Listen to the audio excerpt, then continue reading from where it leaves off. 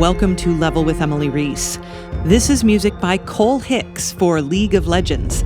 You'll hear from all three composers from League of Legends in this episode: Kole Hicks, Brendon Williams, and Jason Walsh. League has expanded in so many ways since its initial launch in 2009. And in addition to the original MOBA game, there are newer games. Teamfight Tactics, that's an auto-battler that came out in 2019. Legends of Runeterra, that's a digital card game. It came out in 2020. And Wild Rift, which is a mobile game that's currently in beta as of early 2021. So tons of opportunities for music in League of Legends, even before they expanded to include other games. There's just always been multiple opportunities for music in League.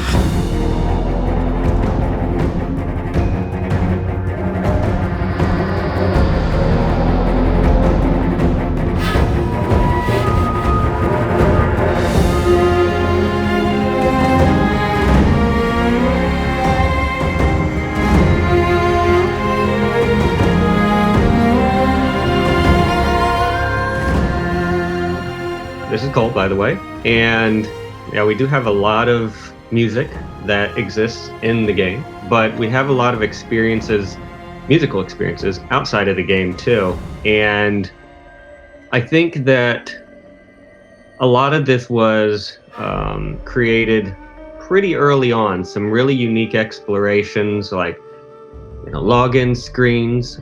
We don't have them anymore, but initially they were a way to, as I understand it, because this was before I got to Riot, it was a way to kind of add some more cool musical interest and fun to that login screen, so that you get a little bit of thematic material, so it kind of matches the visuals, gets you excited to start playing the game.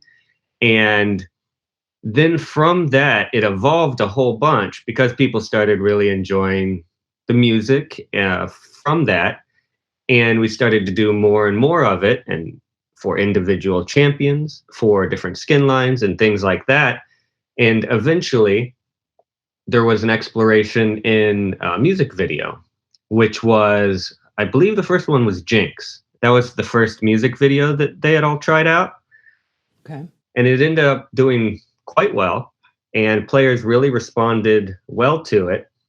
So it opened up a lot of doors, so that we kind of can think of music not only in a way where we're trying to make the game experience feel better, but asking ourselves, what else can we do with music to help the overall experience for League of Legends? And a lot of the times the answers were creating music outside of it that people can enjoy either outside of it or while they play. But that's been a really fun thing, is trying to figure out all of these different avenues besides just in-game music that we can explore. Well, really, it's this is Brendon. This really, what's so cool about it is it's a way of both drawing in new players that maybe haven't heard of the game just because it speaks to them at a musical level, and then intrigues them because it's attached to a character that then they realize has an interesting story. And so all these external game music pieces and everything helps to kind of flesh out the world beyond the in-game experience.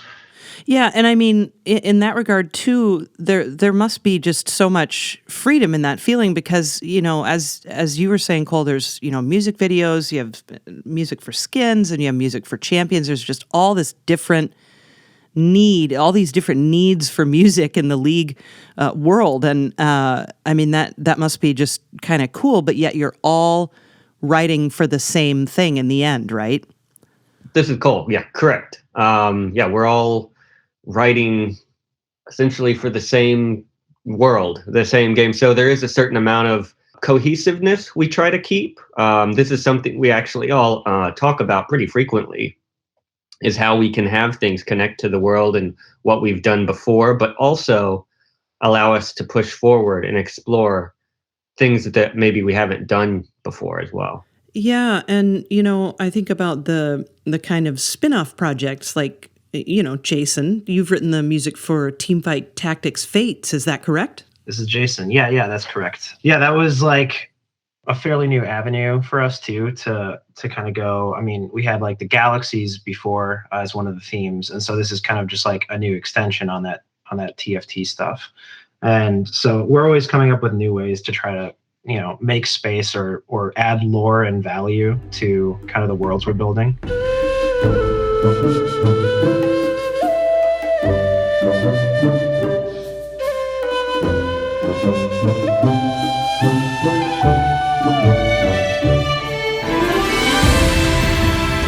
Yeah, and I'd love to hear more about, I guess, kind of each of your personal relationships with League before you even got to Riot, because it's such a huge world to kind of wrap your brain around, and I'm curious if you played it before you started working there, or what was your exposure to the game before you started kind of sliding into that seat of writing for League of Legends, That's a great question. This is Kole, by the way.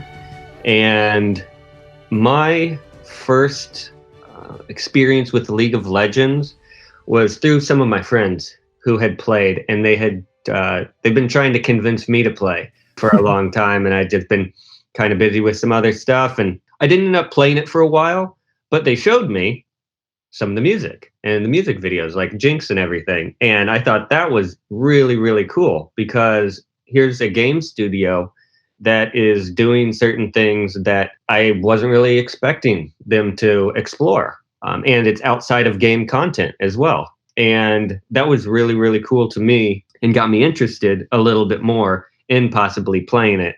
And I'm a huge fan now and play pretty frequently, as much as I can. And before as well, I would play a decent amount. But first experience was through some of my friends. Brendon, how about you? I first started getting into League because of the music, actually. So I've been working as a freelancer about 6 years before I started here. And I think it was 3 or maybe 4 years ago, there was a composer opening position. And so I decided to just kind of, I'd heard of League of Legends, but I had never really explored it.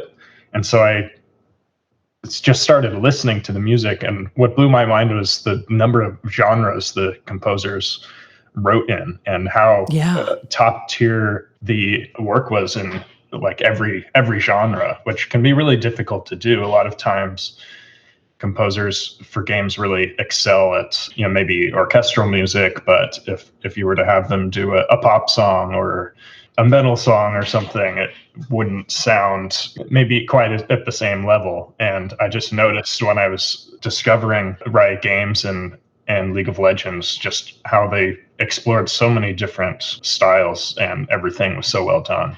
So I was immediately just really interested in working for them. And so I actually applied about 4 years ago, and I think that may have been the position Kole got. I could be wrong. I think that maybe was the one. And just ever since then, I've been a close follower of the music in particular. As for playing League, it's something, funnily enough, I haven't gotten into until right before I started here. My brother, though, turns out has been a League player since it was in beta. So he's one of the longtime players. Nice. Jason, how about you? Did you play much before you started at Riot, or were you just aware of the music? How about you?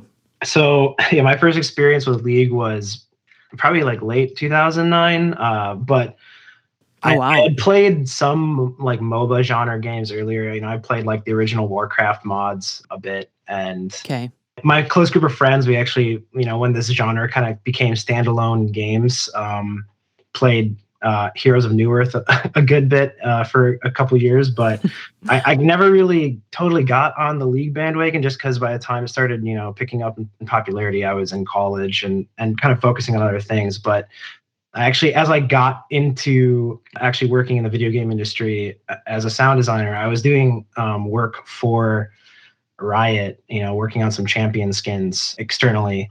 And then when KDA came out was when I was like, okay, I gotta pay attention to the music in this game because it's actually incredible. And so from there, it was very much like a goal, or any opportunity to get involved with the music on League would be incredible. So yeah, fortunate to be here actually. So I'm going to actually stay with you, Jason, regarding something that Brendon said about all the multiple genres. And Jason, did you write the PsyOps theme? Is that correct? Yes, that is correct.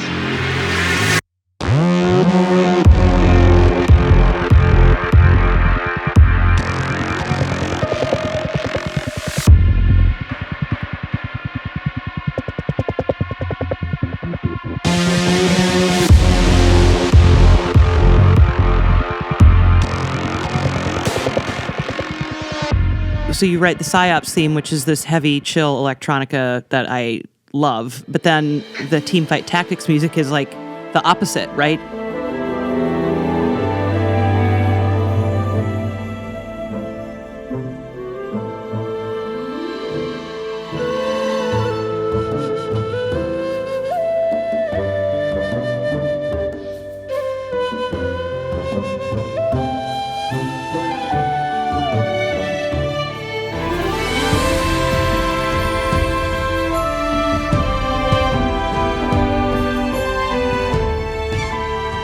Talk to me about being able to move between those worlds, and all three of you do it really well, I know. So, but let's go ahead and start with Jason. I think, in video games, we have a lot of freedom to even in like other properties, explore kind of these extremes. And especially with my previous work, this was something that, I worked with a bunch of clients simultaneously. So jumping back and forth was something that I kind of have gotten fairly good at, I hope. But I think that there's just this kind of open freedom that you get as a composer, where I think a lot of people either really enjoy doing one type of thing for a long time, or they love having absolute chaos and just doing tons of genres. I think I probably fall a little more into the latter group of that. But with TFT, it was actually directly after doing PsyOps. So it was a huge jump. But I think for me, that's kind of just a nice refresher. I get to like clear my head, open my palette up and start exploring all new sounds for a little bit. And I think it just really helps too with like coming up with really solid original ideas, because you're not, trying to recycle something in the same, musical vein maybe. So, I personally really like getting to jump back and forth like that. And, like there's no better project to get to do that than like the League franchise, just because of how diverse everything really is. Yeah, and Kole, for instance, you've written a number of songs, and I mean, they're so good. And talk to me about songwriting for games and how, for instance, how did the concept of True Damage begin? And I'd love to hear you talk about your work with songs. Sure. Well, thank you. Appreciate it. I love working on a lot of different music, but songs definitely hold a special place. And to me, they mean a lot, just because I did start off a little bit more, I guess, as a guitarist and songwriter when I was younger, starting off. And any opportunity I can in which it does make sense and work really well, I do like exploring that as a opportunity to write something. And each one is different. Sometimes it is just myself writing the lyrics and doing the music and production. But other times, like on True Damage, we'll collaborate a lot, because we want to make sure that whatever music we're creating is really authentic. So we're going to try to get as many amazingly talented people as we can. People like Becky G, Kiki Palmer, Soyeon, Duckworth, and Thutmose. And in fact, we worked with Harlow as well to write, and Duckworth and Thutmose wrote their verses. We had some amazing collaborators like Lydia on the translation, and Benjamin that helped out for vocal production, and even Mike Bozzi to help master the track. So it's one of those things where we'll experiment in the studio. I've produced the instrumental. I'll have some melodic ideas, and then she'll have some ideas, sing some different things, write the lyrics, and then we'll collaborate with the artist a bit too. So it's a really collaborative experience, and that's what I love about music in general, but especially true for the songs.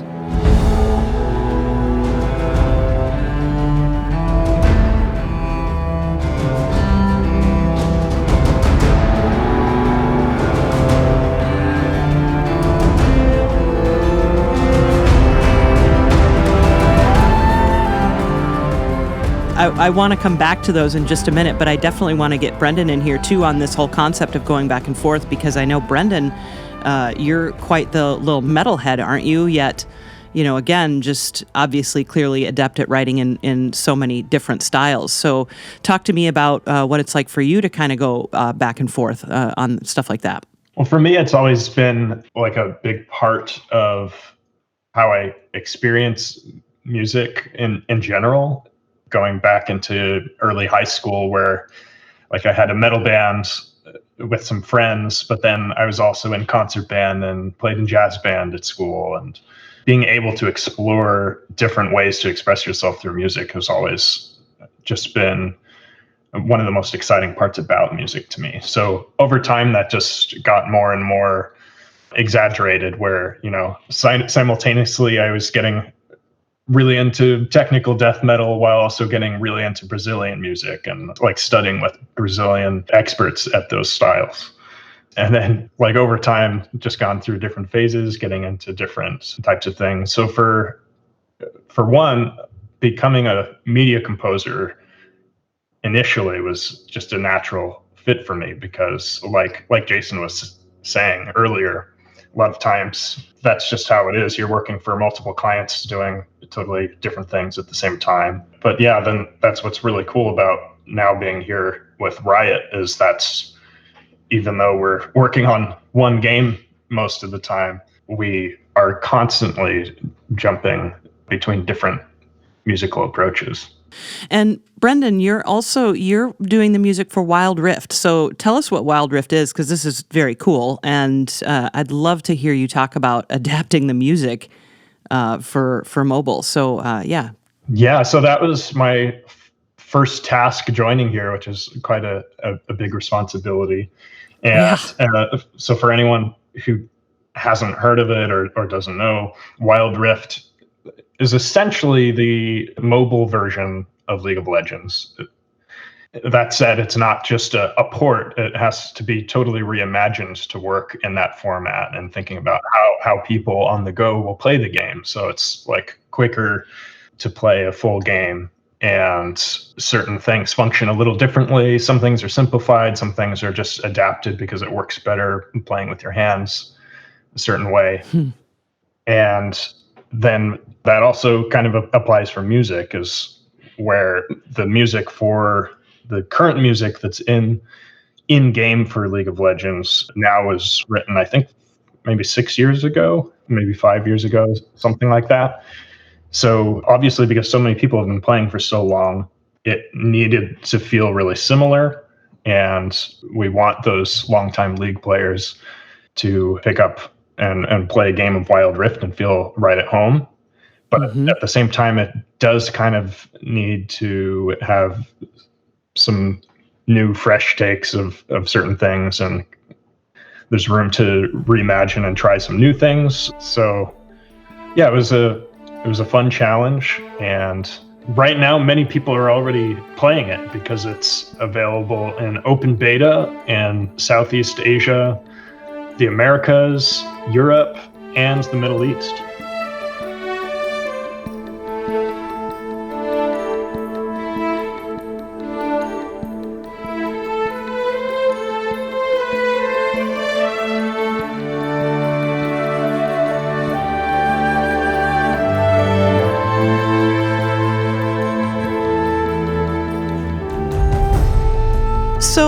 this is kind of for anyone to jump in here. I'd love to hear you talk about sharing themes across titles and content, using that main league theme maybe in TFT, for instance, or something, or just kind of what that's like and using it across different genres and such. That's a great question. This is Kole.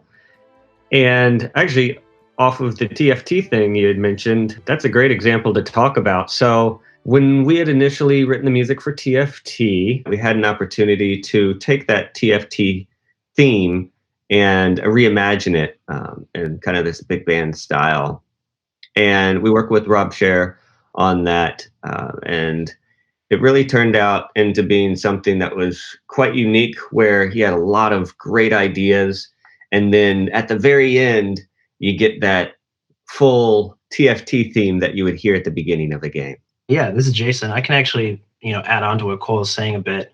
I think also with the in-game music, there's a lot of opportunities for this, just because, like Brendon had mentioned, there's kind of these familiarities that you want to, let players experience, and to let them know that they're comfortable at home in that kind of new environment you're introducing them to.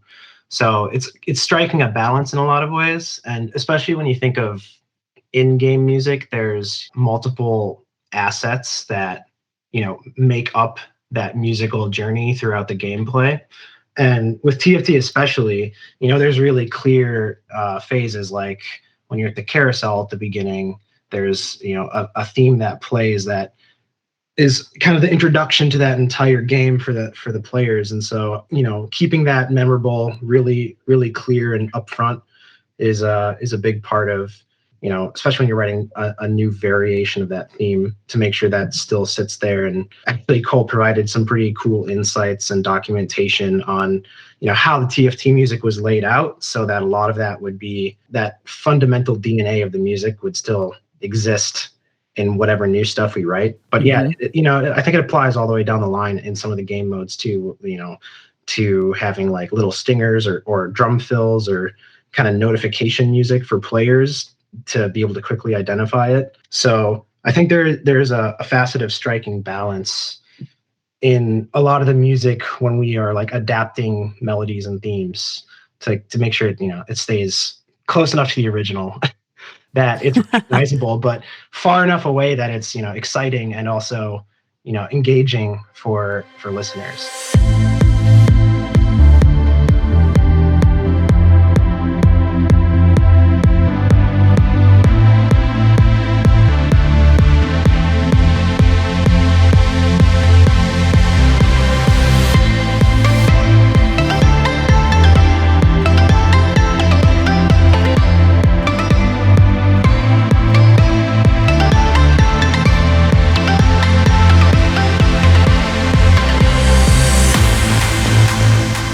And yeah, that makes me real curious about the division of labor and how that gets handed out, because, there, as we've said already, there's so many opportunities for music within just the global League of Legends brand. And I'm curious how, as things come up, is it pretty easy to be like, oh, I think Jason is definitely the person to write this, or how does that work out with you all? This is Kole, and I think for the most part, we definitely pick projects in which we think we can excel at. But the great thing about Riot and the music team as well, and why I really love being a part of it, is there's also a lot of room for growth. So maybe there's a certain sound or style that you've been really passionate about, but you haven't had as much of an opportunity to try something there. And that's something that definitely we look at as well. It's been very true for myself, getting to try different things and sounds and styles that maybe if you had heard what I had done a couple years ago, you wouldn't think, oh yeah, Kole could probably do this. But I got the opportunity to try it, learn a lot from it, and get much better at it too. So that's something we take into consideration as well, is growth for the team as well, and kind of setting ourselves up for a future where everybody has their specialties and are really good at, a handful of things, but ultimately taking on certain projects where we can grow and maybe even surprise ourselves in what we can create.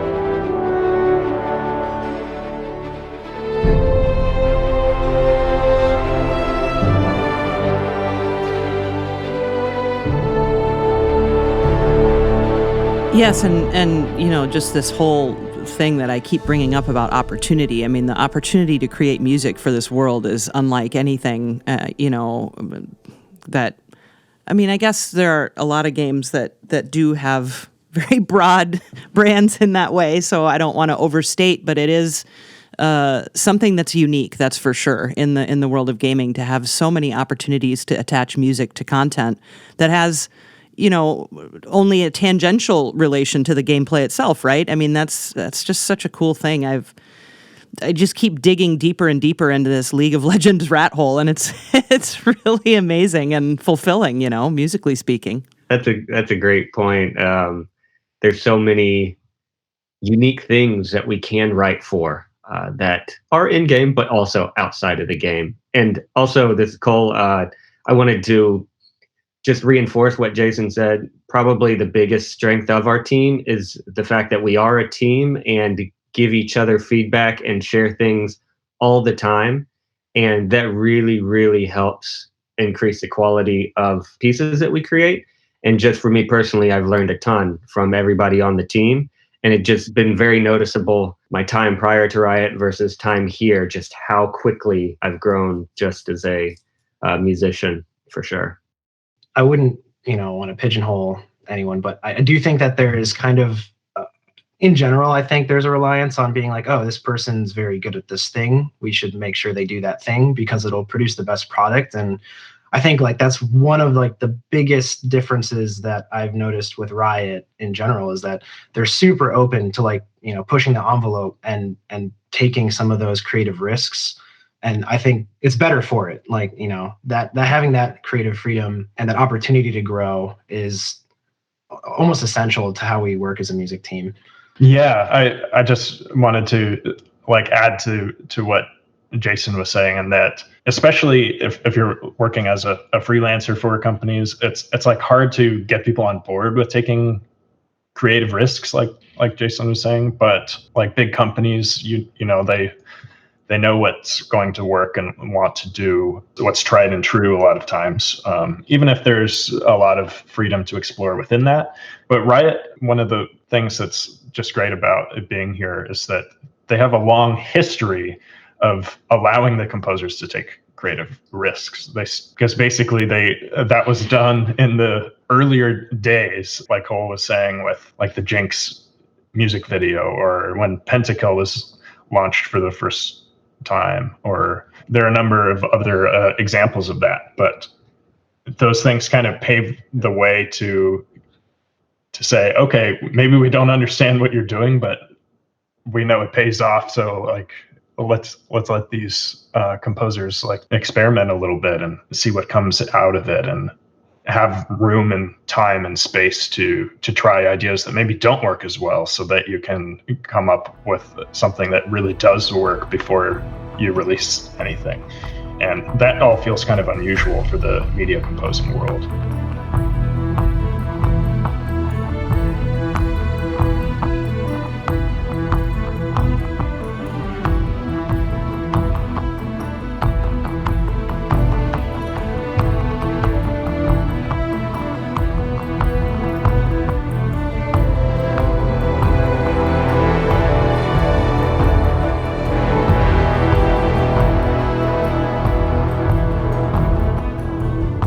And, you know, one thing too, I mean, every year there's a new season, right? So you're you're guaranteed that every year you're going to be writing new music, correct? Oh, yeah. Yeah, there's always lots of music that needs to be written. Yeah, because, I mean, some people who don't play League might not be familiar with that whole season concept, because you're in your 11th season right now, is that correct? Yes. And there's new champions, new skins, all kinds of new opportunities for new stuff every season, correct? There's tons of opportunities for a variety of music things that we can explore. Brendon, I want to go back to you for a minute because we mentioned briefly at the beginning that you also worked on Legends of Runeterra, and that was before you officially started with Riot. And so I've created this whole narrative for you in my head where you like applied for this job and 4 years ago you didn't get it and you're super bummed out, but then you just kept trying until you got there. Is that how that went?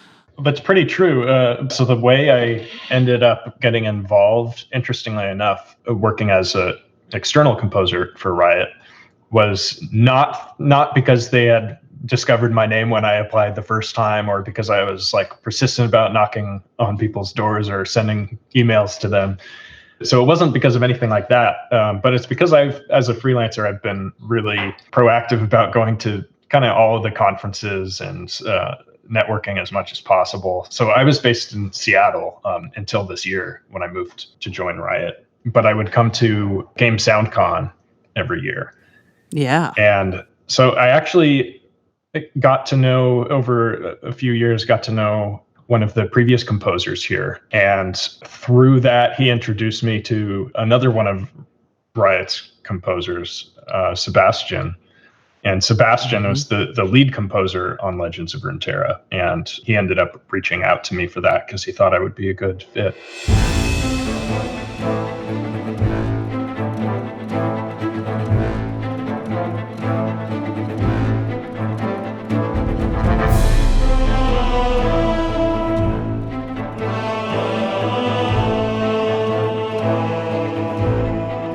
And then for the role that I ended up getting, it didn't directly come from that either. There just was another opening. No one I knew at Riot even told me about it. So I just applied like anyone else. And interestingly, through the application process, none of the people I talked to were people I already knew until the late stages of the process. So it worked out in an interesting way.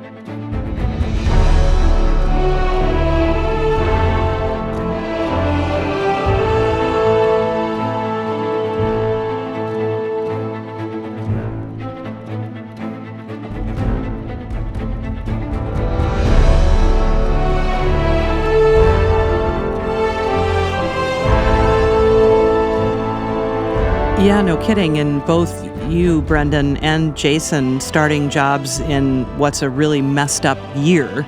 So what has that been like? Have either of you even been to the studios yet?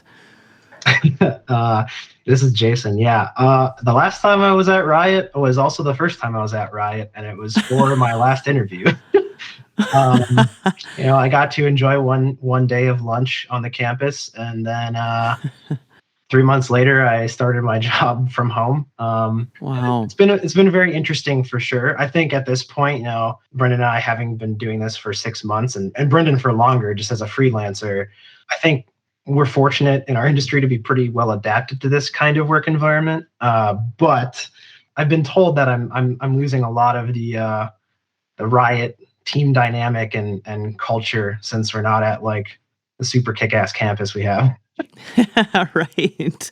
How about you, for you, Brendon? How has that felt to start something new in such a difficult year? The most challenging part for me is, like I said, I lived in Seattle, and so I moved down here during the pandemic and can't do all of the typical things you would do when you leave somewhere you've lived for a long time. My wife and I lived in Seattle for over 11 years. And so like no going away party or like seeing any of our friends, and then just kind of like disappearing and then moving here and then not gathering with people after we get here. So that's been like the kind of strangest and most challenging part. But kind of like Jason mentioned, it's overall felt similar to working as a freelancer, except it's like working with one super cool client and like the same people on a regular basis, instead of like constantly juggling things between a lot of different clients.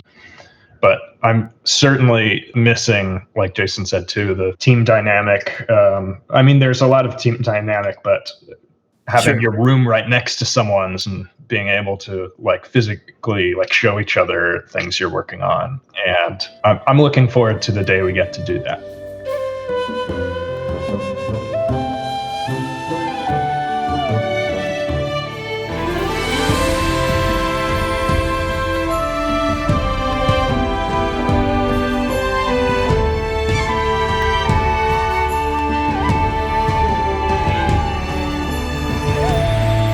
Kole, I guess from your perspective, having been there for a few years now, what has that been like from your standpoint, where you're welcoming new members to a team that, you know, like Brendon's saying, you can't just pop into the office next door and say, hey, let's talk about how we want this to sound, or what is this like? It's been really interesting going through the whole experience. I think one of my favorite parts of being on campus at Riot was the possibility of, like Brendon said, knocking on someone's door, listening to what they're working on, showing what I'm doing to get feedback like immediately. And so far, it's actually been pretty smooth. Jason and Brendon have been great additions to the team. And we still have opportunities to share. It's just a little bit different than it would be on campus.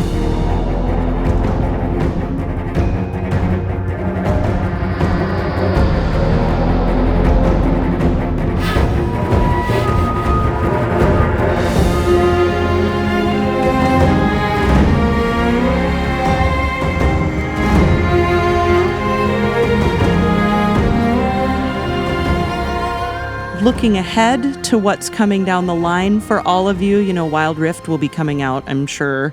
You know, that's coming up for you, Brendon. Kole, I'm sure you're working on new songs.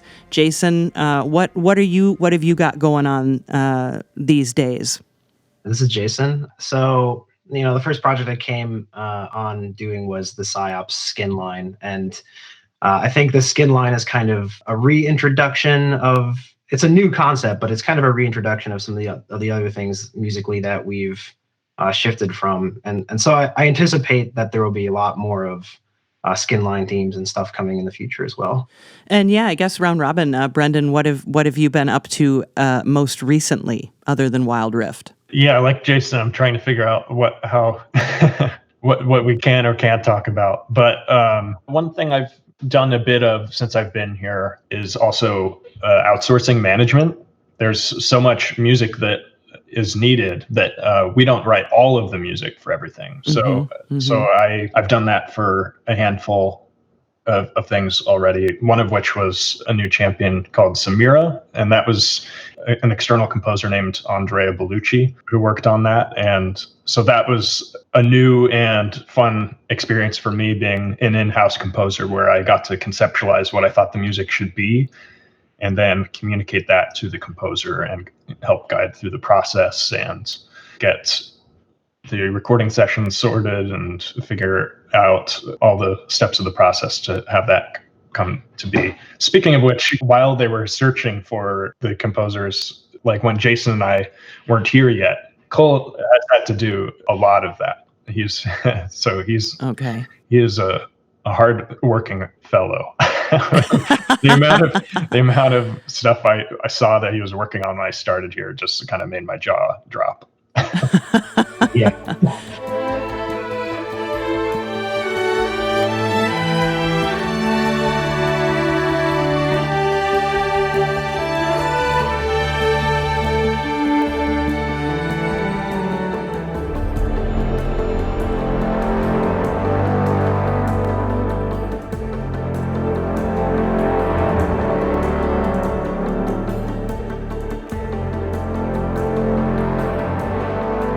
Kole, I did mention earlier I wanted to come back to these songs because Brendon mentioned getting performers, and I'm kind of curious how all three of you work with live musicians, and because when you listen to the early league music, clearly there's very little of that going on, and now there's a lot more, but also now samples are way, way, way better. So talk to me a little bit about, when you're hiring performers, and I know you've hired the cellist Cameron Stone, and he's played on a bunch of songs, and then you've got vocalists like Jasmine Clark, and then of course all the people that you mentioned from True Damage. So I'd just love to hear you talk about that.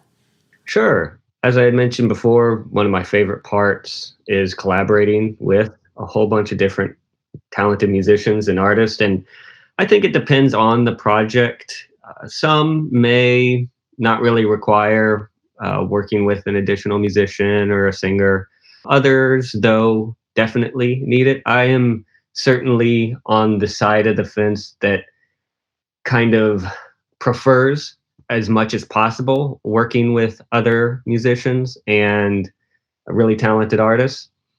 So it really does depend on the project. There are a lot of wonderful soloists that even if we can't maybe record an entire section, we'll hire them to really add a lot of life to a piece. And I love doing that. In fact, that's kind of one of my more favorite things is I really love the sound of individual performers and soloists and making it work in an ensemble sound. But there's so much nuance and life in an individual performance that kind of having that as a featured thing, I've kind of started to realize, I think maybe someone pointed it out too. It's something I like doing. So that's something very frequently I like to look into. And similar goes with singers that we work with as well.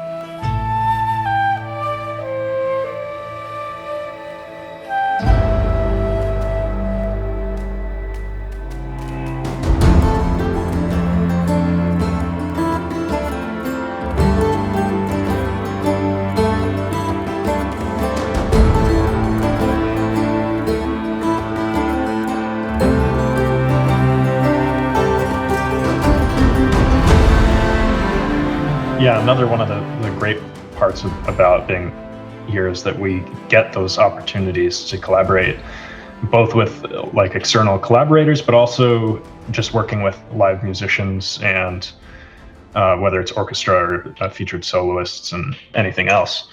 But one thing that I found interesting when I first started working with Wright, I noticed as a freelancer, but more so now being internal, is that whenever we choose to have a live recording, it's a very, as you mentioned, samples are so good, so it's not just, oh, obviously this all needs to be live. It really depends more on what kind of music you're writing, like, and is this the featured things you're going to be listening to really going to demand that it has more of that live character, or in some cases we make the conscious choice maybe not to because we're going for a different type of sound, basically. So yeah, what's interesting, I think from my perspective as a freelancer, is it's like, oh, if you have the budget, you're going to go for live orchestra every time. But sometimes it's actually preferable to just get like a one soloist and your samples for certain types of things, depending on what you're writing. Or for other things, you're going to need that whole live orchestra in a big space. And other times you plan from the start that you're going to layer in a few soloists with your mock-up because you kind of want certain qualities from both of those. But yeah, I think just as a freelancer, I think my perspective was like, we're doing these mock-ups just because we can't afford to work with orchestra, but it's really more of a creative decision because you can get really interesting or compelling results both ways depending on what you're after. And then, of course, like you mentioned earlier, psyops that Jason worked on, that's the kind of thing that when you have someone like Jason on the team, you don't really need anyone else because he can get all the synths to sound amazing on his own. Well, thank you. Yeah, this is Jason. I kind of just touching on what Brendon was saying. I think also there's a pretty interesting dynamic in how we work with live musicians, or, aside from kind of the creative aspect or like what the music, that we're writing, the intention or what the demands are of the music.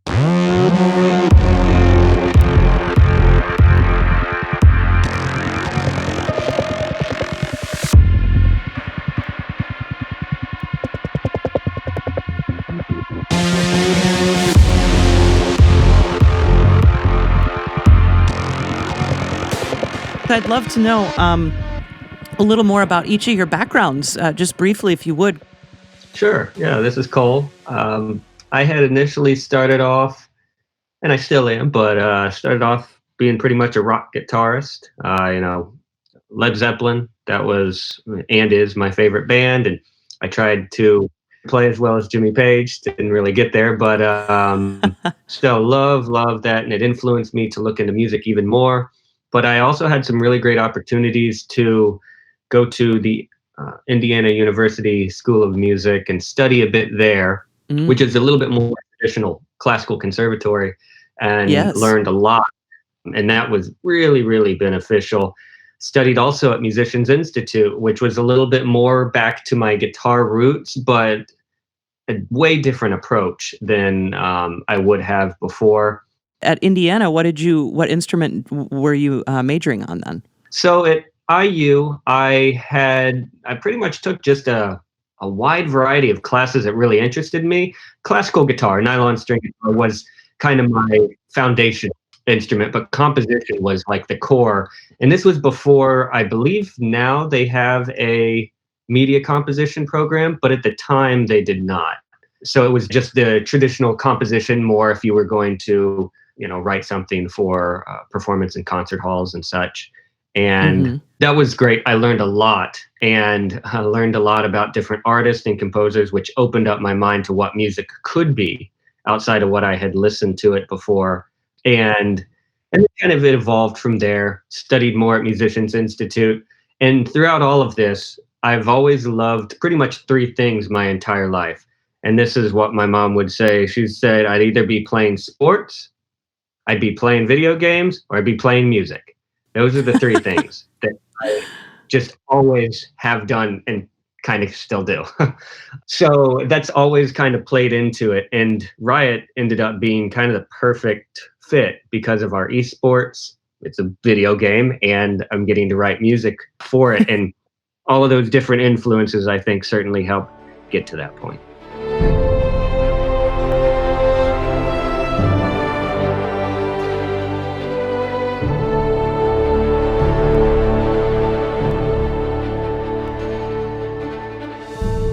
Brendon, how about you?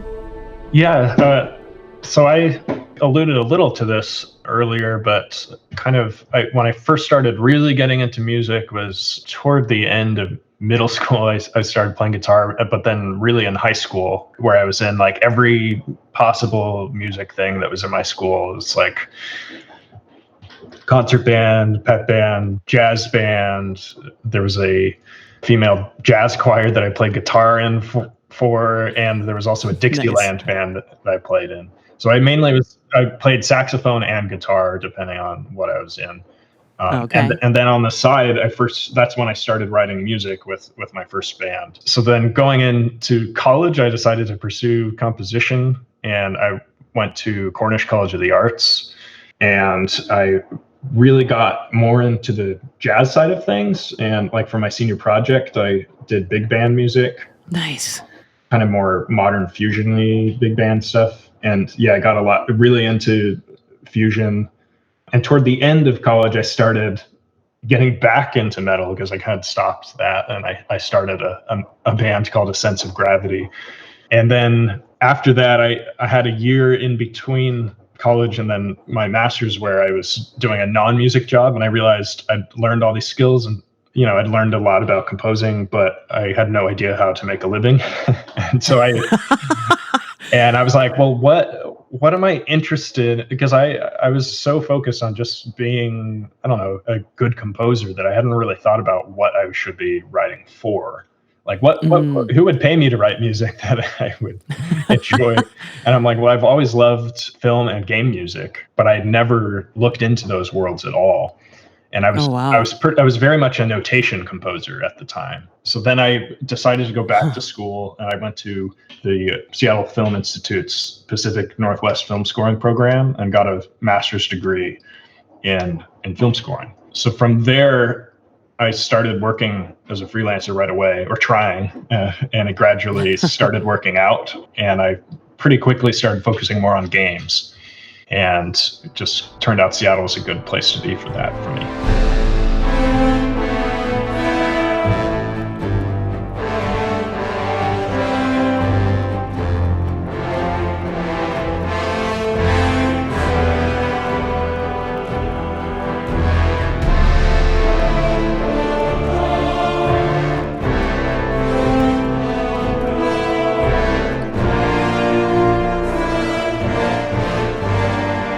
Jason, how about you? From what I understand, are you a Minnesota boy? Oh, don't you know? Where'd you grow up? I grew up in Plymouth, so just outside Minneapolis. Okay, yep.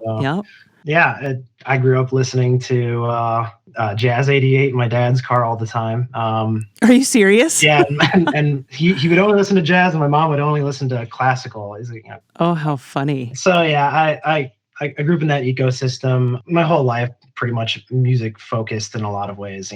I'm the youngest of 3 older brothers, so in my parents' mind, I think there's a lot of, we do art, music, and sports. You gotta choose one. And so I kind of always was on the music track, I think. I did piano when I was really young, played trumpet in band. And I just remember doing my first piano recital being extremely enticed by a drum set at a Schmidt music store.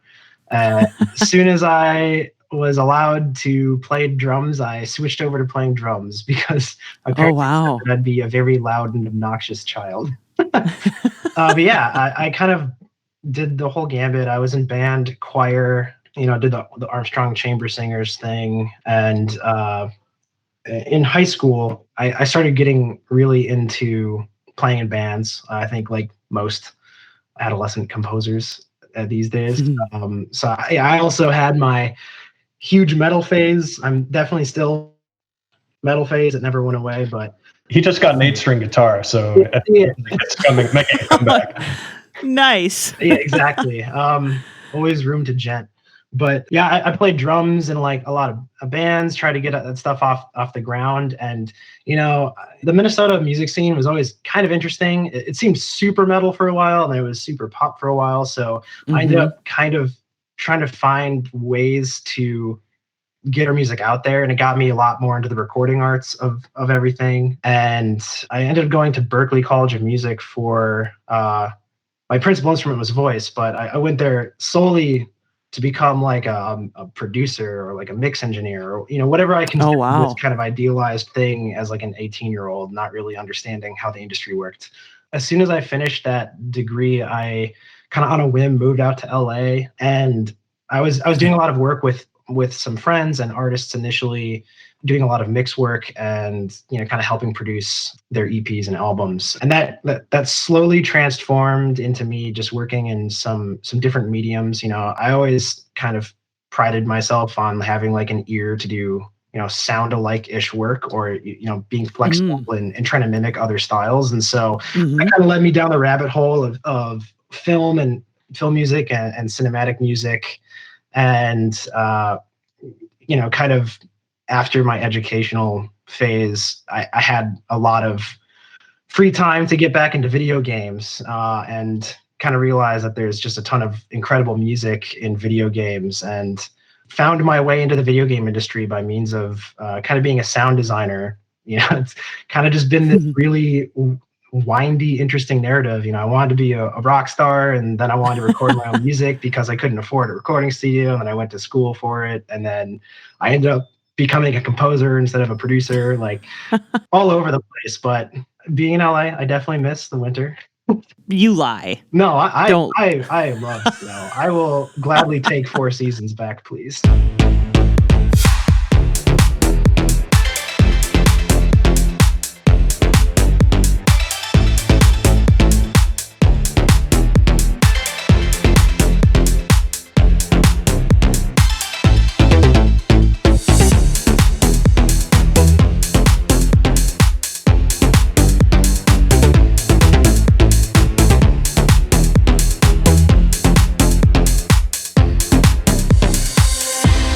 The music team at Riot, there's a really, we are very fortunate in many ways and able to work with each other. And it's a really large team. It's us, the composers, but there's also other people.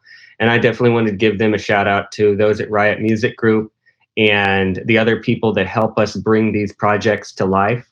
A huge effort from everyone, even those when we're working on music videos, all of the video team and everyone there, and making sure that this all, comes together, because ultimately we're trying to create something that we love, but it's hopefully resonant to all of our players as well. It's something that, we're trying to create these experiences for them and keep, them in mind every step of the way, and creating something that hopefully is special or means something unique to them.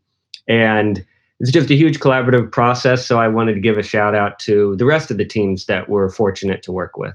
Yeah, Brendon here. Just wanted to say thanks so much for having us here. I've listened to your interviews for years, so it's great to get to talk to you. And I'm also just really grateful to have been invited to be on the amazing team here. Like, you're talking to the three of us who are on the league team, but there are other composers at Riot, and everyone here is just so inspiring. And like Kole mentioned, not just the composers, but like the whole audio team, the teams behind like making the games and the videos. There's just so many people doing so much hard work, and it's just really inspiring to get to work with such amazing people. So thank you.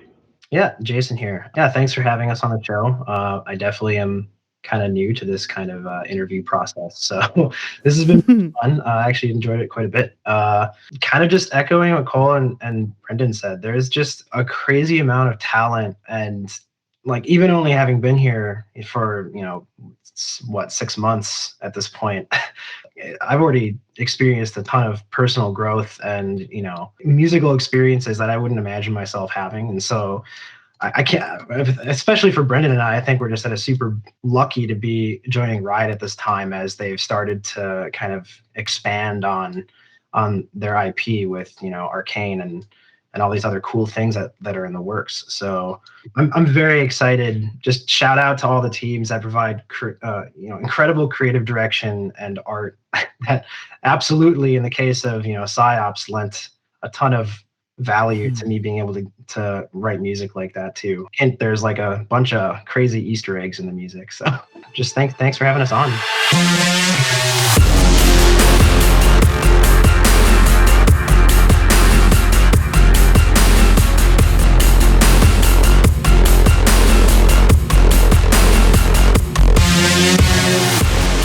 Thanks for listening to episode 147 of Level with Emily Reese. You can learn more about Kole Hicks, Brendon Williams, and Jason Walsh at patreon.com/level. I'm Emily Reese. Sam Keenan is our producer. Say hi, Sam. Hi. You can follow us on Twitter and Facebook at Level with Emily, and learn more about us at levelwithemily.com, made possible by Adam Selvage at Tiki Web Services and composer Brad Gentle. Level with Emily Reese is a production of June Media, Inc. Hi, this is Christian from the Sound Effect Podcast. In our latest episode, you'll hear Sergio Diaz and Zach Severs talk about their sound design and mixing work on Gold Lion winning feature film Nomadland. Check it out at soundeffect.com/podcast.